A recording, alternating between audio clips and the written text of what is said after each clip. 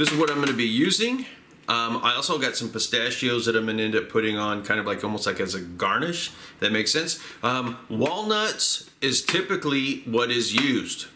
Okay, but I can't have walnuts. If I eat walnuts, I'm going to swell up. I got to be very careful with walnuts. I don't even want to work with walnuts. So I'm going to be using other nuts.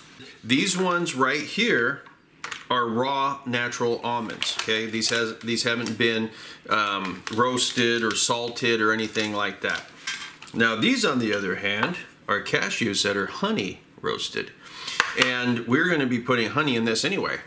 So what I want to do is equal parts, give or take a couple of few, right?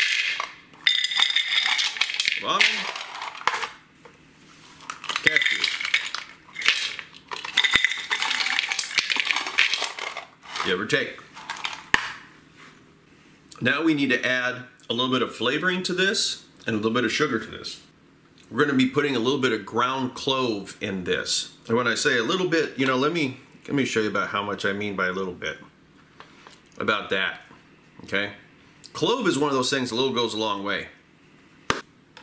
And we're going to be putting some ground cinnamon in this dude.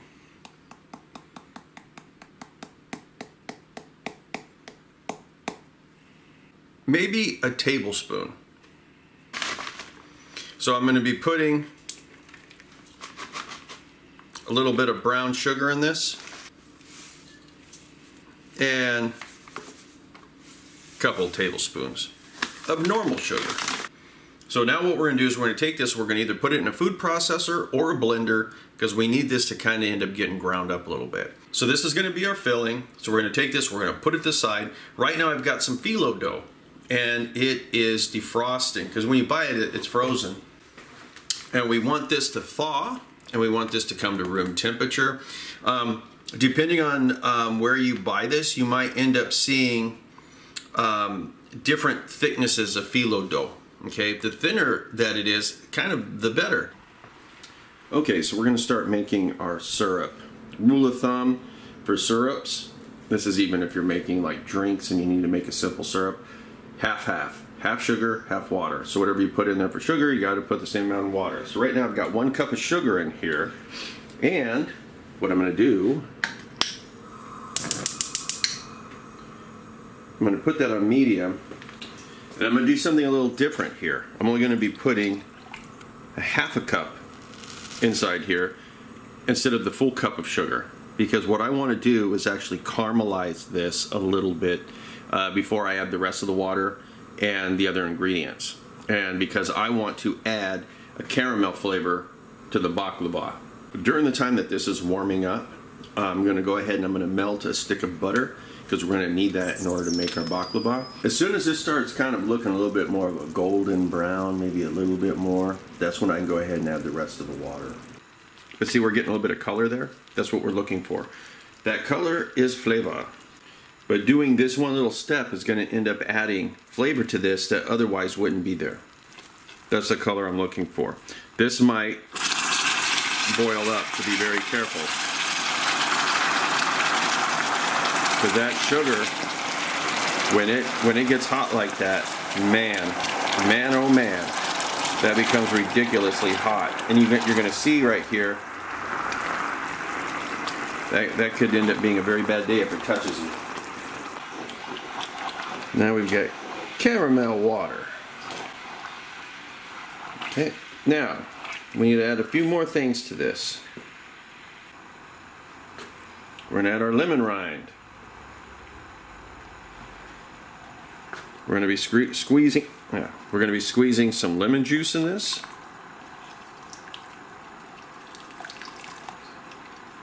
Don't worry about the seeds and stuff. We can get those out later with the rind.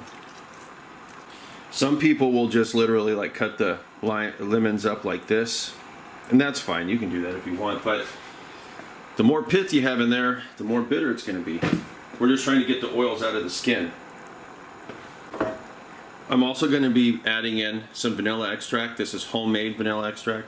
I'll be doing a video soon on how to make this. And put a teaspoon of that in there. We're going to be putting honey in this. I've got some leftover honey that we can put in here. I'm also going to turn this fire down a little bit because that's excessive. The amount of honey that goes in here, I'd say anywhere from about 1/4 cup to about 1/2 cup, depending on the amount of honey flavor you want. But we also need to add a little cinnamon to this.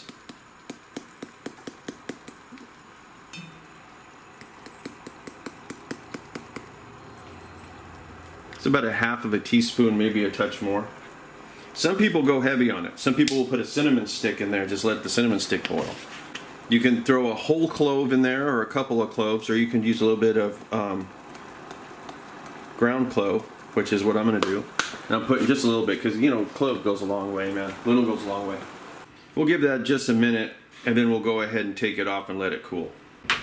And I'm going to be just using aluminum pans for this, since this is going to be something that ends up getting taken and shared with other people. That way I don't have to worry about ever bringing back the casserole dish. And what we're going to do is we're going to start off with brushing a little bit of butter on the bottom. And we're going to be doing a lot of butter, guys. So hopefully you don't hate butter or have a problem with it. And what we want to do is we can cut the excess off later. And we want to do a few layers where we're going to end up putting this down, putting a little bit of butter, then putting another layer.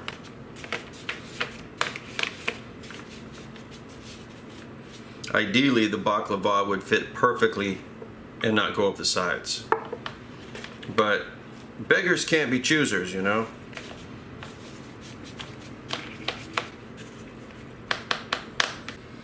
That's probably enough right there. 3 layers, 4 layers, probably not. So now what we want to do, is we want to take our ground nut mixture here, and we want to do a even distribution of it. I'm going to call that good. And then we're going to go ahead and throw another layer of phyllo dough. By the way, I should probably tell you, this is not a low-calorie, low-fat food. Something like that. Another piece of phyllo dough. Now, if you really take issue with this excessive phyllo dough, you can just cut it, you know, take a sharp knife and cut it.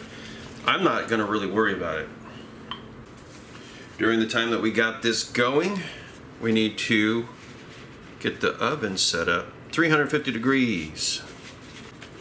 Sometimes the phyllo dough will tear. If you keep it under a damp cloth, it won't. And I'm just going to keep doing this for a while, layer after layer, same thing over and over and over. We get closer to the top, I'll show you how we finish this off before we throw it in the oven. Now the way that I'm finishing this up is a lot like how we started, by putting a few layers, so that way it's got some substance. And what I did is I had folded over some of these phyllo doughs on the edge, and make it a little thicker on that side, which isn't necessarily ideal, but you know something? We're gonna be alright.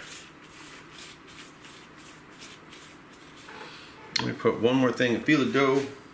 Just going to be using a knife, and what we want to do is we want to cut this at angles, or we can cut it like this. It's up to you.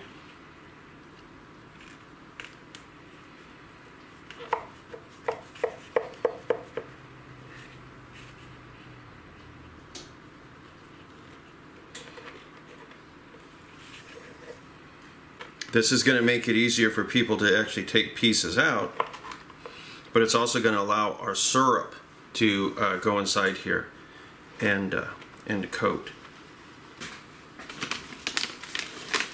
Unsalted pistachio kernels. Putting them on the top. Push this out of the way.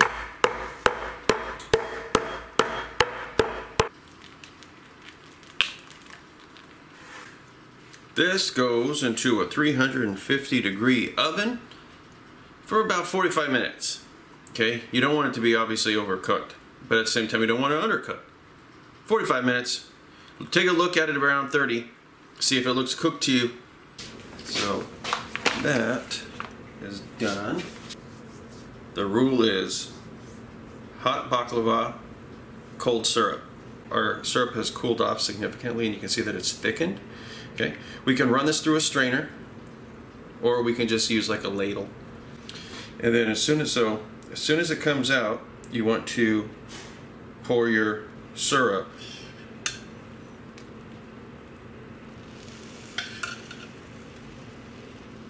down this. I have seen people pour it across the top, just like over the whole thing. I think that's as a matter of preference.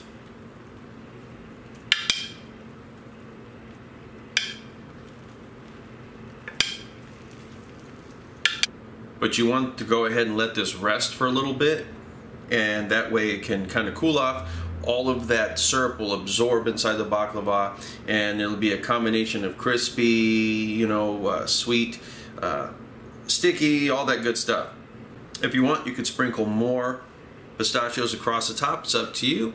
But really, guys, that is it. And after you make this, you can kind of change the recipe in any way really that you want in order to make this taste the way that you think it should taste. But anyway, guys, that's it, baklava. And until next time, talk to you later.